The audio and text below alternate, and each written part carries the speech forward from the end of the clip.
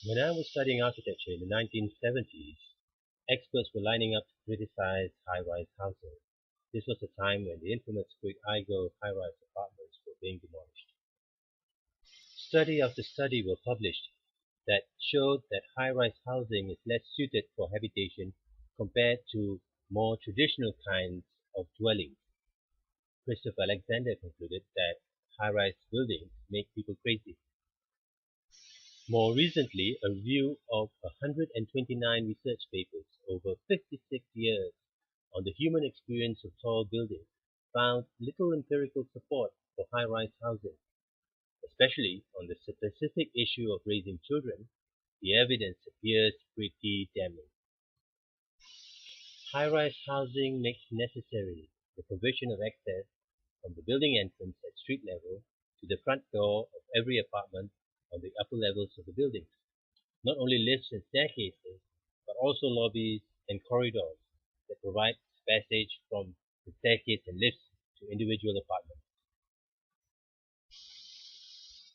It is suggested that the defects of high-rise housing spring mainly from the quality of these spaces between the street and the apartment, what author and architect Dalziel calls intermediate spaces, and which he laments as weird anonymous space, neither public nor private. These spaces are neither suited for children to play in or for adults to socialize and are never shown in sales brochures. Is it possible to improve the high-rise housing typology? A recent article suggests that articulating the threshold between public and private domains by introducing the missing element of the semi-private realm has long been a challenge.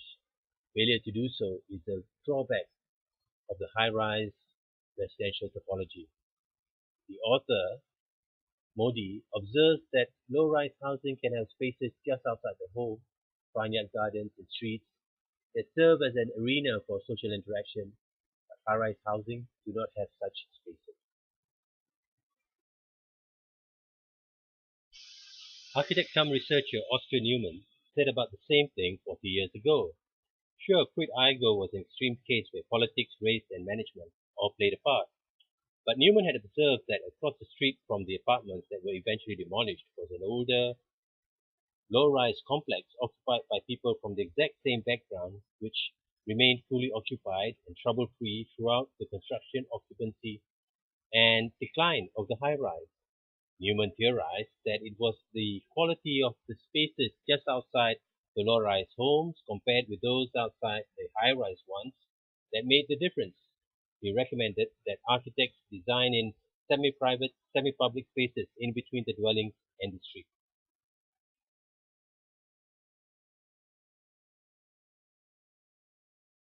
His influence over my work of the last 10 years is pretty obvious. I have tried to create what Oscar Newman called the sensible space, which Dalziel might recognize as trying to humanize intermediate space, and what Modi might say is articulating the threshold between public and private domains.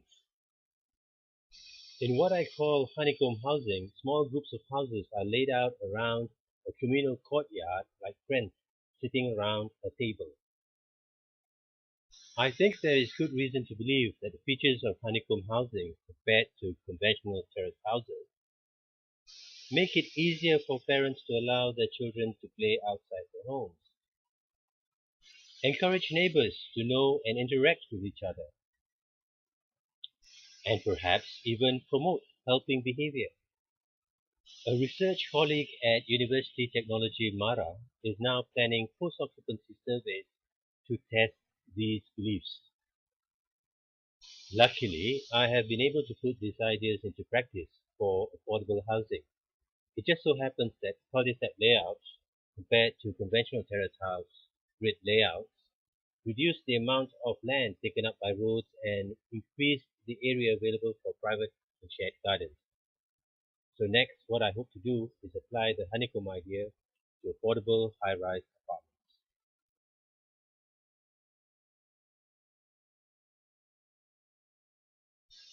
In this new idea for high-rise, let's call it the sky neighborhood concept, every resident can step out of the main door to a front yard, and beyond that, a landscape courtyard, a sky court, with a garden fence at the edge. The doors lining the courtyard on the right are the front doors to the apartments. All apartments in this neighborhood in the sky will have such doors, leading into a lofty 6-story high skyport, which contains private and shared gardens. There'll be at least two questions that I will address.